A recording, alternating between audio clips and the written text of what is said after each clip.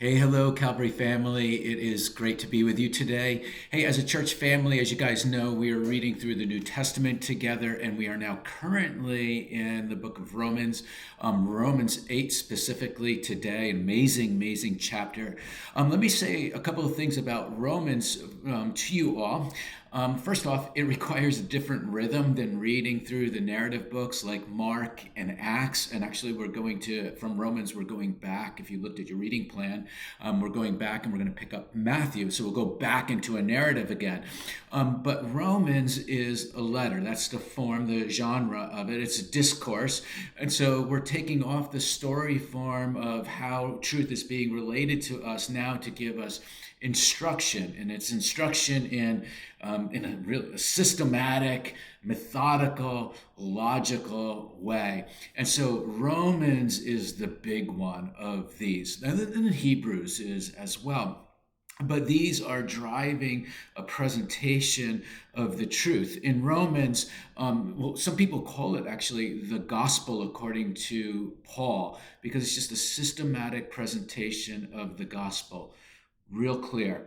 Romans is one of those books that's built on one thought after another. No, for those with short attention spans, this is a little problematic, right? Because there's a lot of squirrels to chase after in the midst of trying to pay attention. So it's hard to follow. Just keep at it. Don't worry about what you don't understand. Worry about what you do and grab onto that. You're going to find so many nuggets in the midst of Romans to grab hold of. For you guys who are more of an engineering mindset, the book of Romans is gold to you. It's going to revolutionize your life. It's going to, show you how to view the world and all that.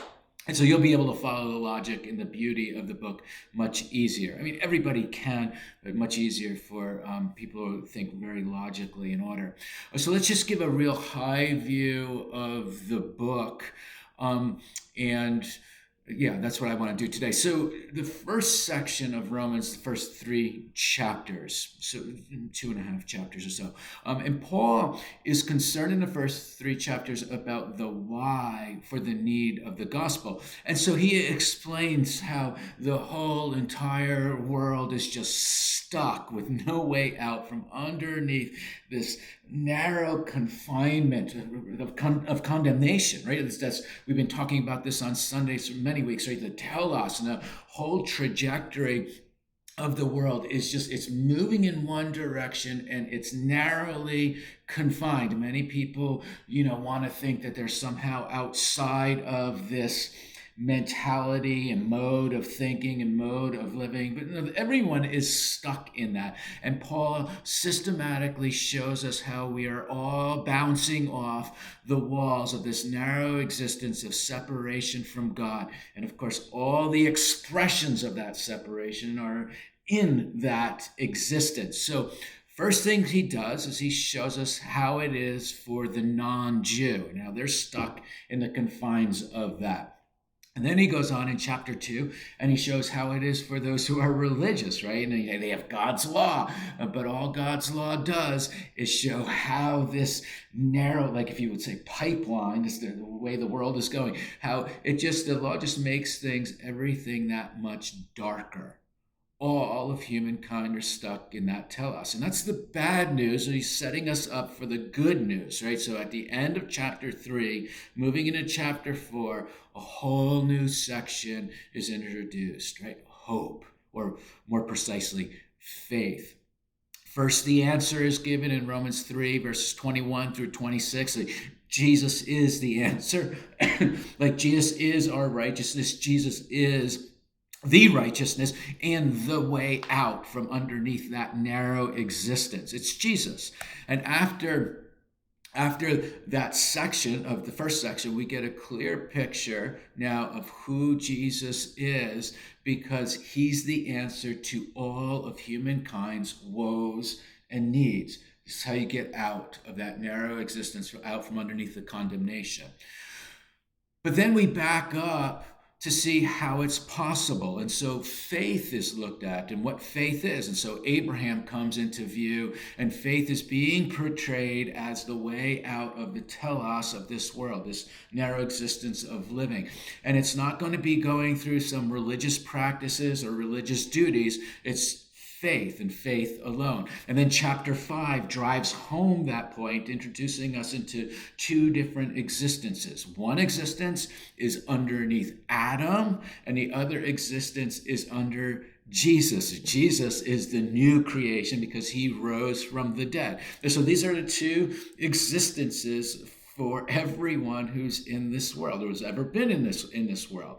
And so these two existences are tracking next to each other, but they're going into two completely different directions.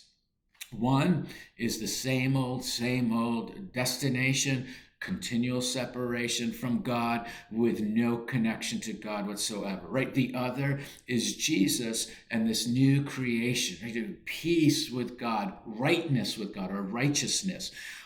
Basically, what chapter 5 is showing us is identified. You're identified with one or the other. You're identified either with Adam or you're identified with Jesus. There's no other choices. There's the old creation, which everyone is born into, and then there's the new creation, which we are invited to be born into by faith and belief in Jesus Christ. Now, chapter 6 of Romans goes on to explain this position of the one who believes, who by faith trusts in Jesus for the forgiveness of sins and rightness with God. That's chapter 6. It's a positional thing.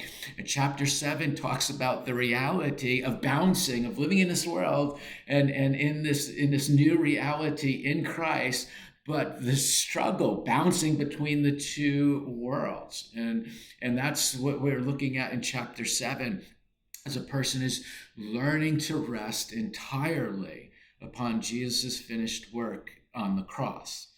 Romans 8, which we read today, paints a beautiful picture of the reality of those in Christ Jesus.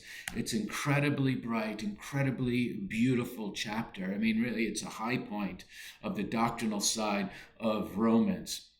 Now, from Romans 8, we still have to go back. We have to talk about Israel and those who are initially given the promises of God. But Romans 8 is the summit of the book. And Romans 12 is going to pick up and show us how we are to apply those first 8 chapters of what we've learned. Okay, so that's the summary as to where we are up to this point in time. It works in my mind. It's a movement of thought.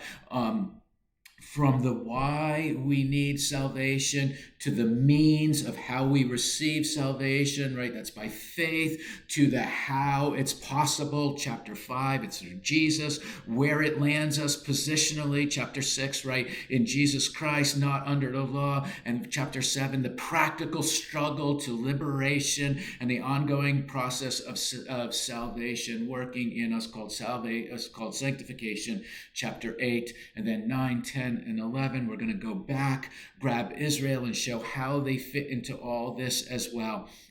You see, we have to understand God has always been working. Israel is not cut out. God's always been working. And then we move into chapter 12. And chapter 12 is our response to the teachings of what we've learned thus far, and then continues on through the rest of the book. And so the point after chapter 12 is respond to this glorious work and this beautiful kingdom that you're now part of. Hey, so that's my summary up to where we are right now.